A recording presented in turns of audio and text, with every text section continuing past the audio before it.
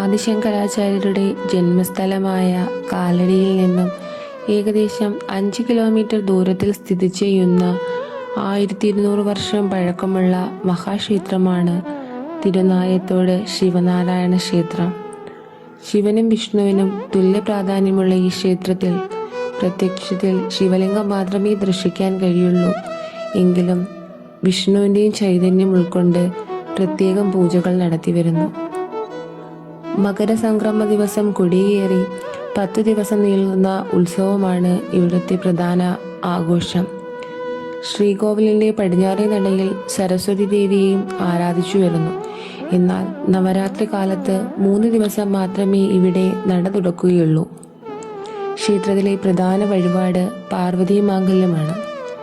പുരാതന ചുമർ ചിത്രങ്ങളും കൊത്തുപണികളും നിറഞ്ഞ ഈ ക്ഷേത്രം സംസ്ഥാന പുരാവസ്തു വകുപ്പിൻ്റെ സംരക്ഷിത പൈതൃകത്തിൽ ഉൾപ്പെടുന്നു.